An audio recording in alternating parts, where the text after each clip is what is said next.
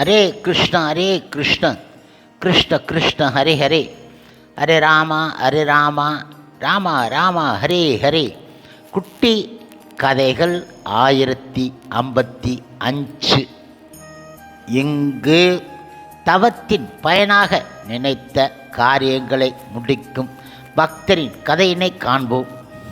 முன்பு ஒரு சமயம் தீர்க்க தமக என்ற ஒரு முனிவர் திருமறை காடு என்ற ஊரிலே வசித்து வந்தார்.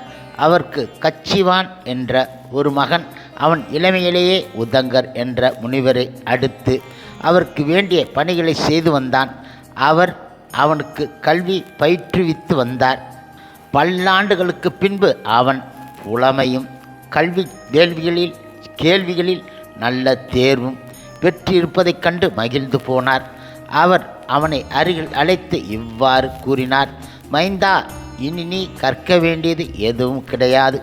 ஆகவே நீ உன் பெற்றோரிடம் சென்று இல்லறத்தை ஏற்று இன்பம் அடைவாயாக.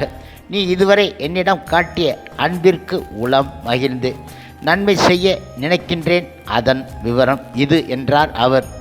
நீ சேதுவை அடைந்து அங்குள்ள அகஸ்திய குண்டம் என்னும் தீர்த்தத்தில் நீராடி இறைவனை வழிபடுவாயாக. 3 ஆண்டுகள் இவ்வாறு நாள்தோறும் விடாது செய்து வா.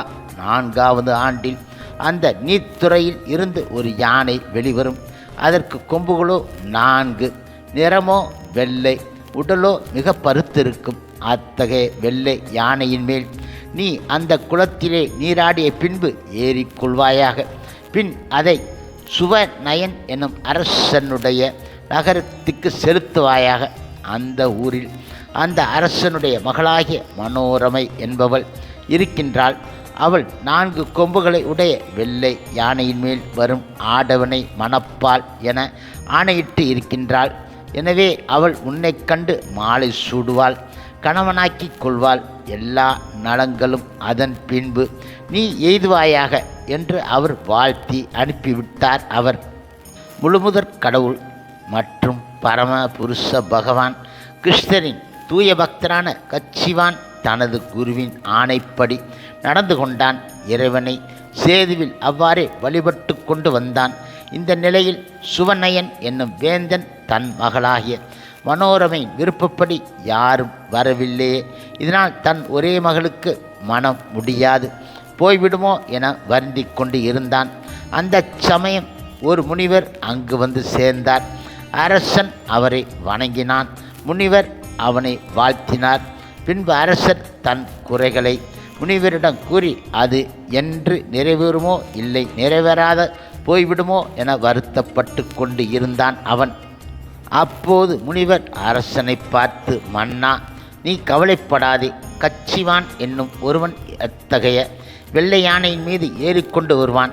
உன் மகள் அவனையே கணவனாக பெறுவாள் என்று தெற்றி விடைபெற்று சென்று விட்டார். 3 ஆண்டுகள் கழித்ததும் வெள்ளை யானை அந்த குளத்தில் இருந்து வெளிவர அதில் ஏறிக்கொண்டு கச்சிவான் சுவநயன் அரச பட்டணத்திற்கு வந்து சேர்ந்தான்.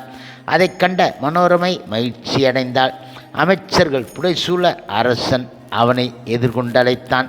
பின் தன் ஒரே மகளாகிய மனோரமையை மணமுடித்து கொடுத்தான் அவனுக்கு. ஹரே கிருஷ்ண கிருஷ்ண கிருஷ்ண ஹரே ஹரே, ஹரே ராமா ராமா ஹரே ஹரே. ஸ்ரீல பிரபுபாதரின் சேவையில் இஸ்கான் பக்தர்கள்